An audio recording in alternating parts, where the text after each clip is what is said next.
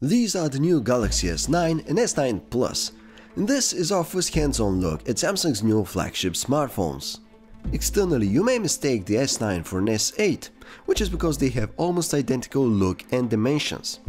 The corners of the S9 and S9 Plus are slightly less rounded, and the fingerprint scanner has now moved to the more user-friendly position below the camera.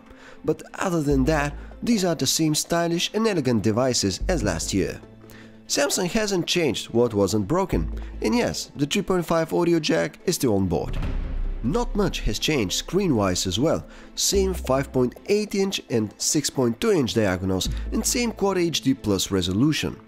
The change happens around the screen this time, as the S9 and S9 Plus feature stereo speakers in a configuration that's reminiscent of the iPhone. The earpiece doubles as a left speaker. Just as Samsung teased, probably the biggest innovation this year has been happening in the camera department, where the S9 and S9 Plus benefit from a new variable aperture that can be either 1.5 or 2.4. This new feature is promised to allow the camera to capture up to 28% more light and generate about 30% less noise. We can't make any conclusions yet, but our initial impressions are quite positive. The other big camera features include a new super slow motion mode that captures very impressive 960 FPS footage, as well as AR emoji, which show great potential but need more work. It goes like this: the Galaxy S9 takes a picture of you with the front camera and then generates a 3D avatar that you can play with in real time, just like Apple's EMOJI. However, the animations and motion capturing here are quite stiff and limited.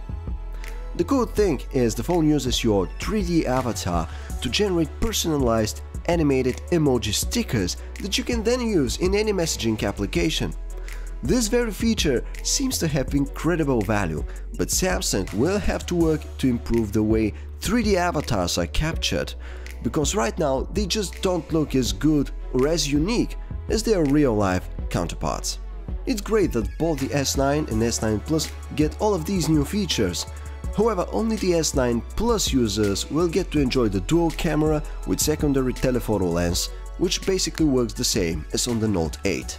Between the upgraded camera, the new Snapdragon 845 and Exynos processors, as well as the more refined waterproof design, the Galaxy S9 and S9 Plus shape up as seriously great smartphones for both casual and demanding users.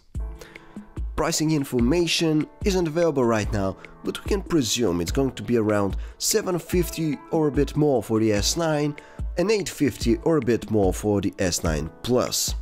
Pre-orders are available right away, with the official release date being set for March 16th. So thank you for watching our initial hands-on video with the Galaxy S9 and S9 Plus, but if you want to enjoy even more S9 content, just check out PhoneArena.com.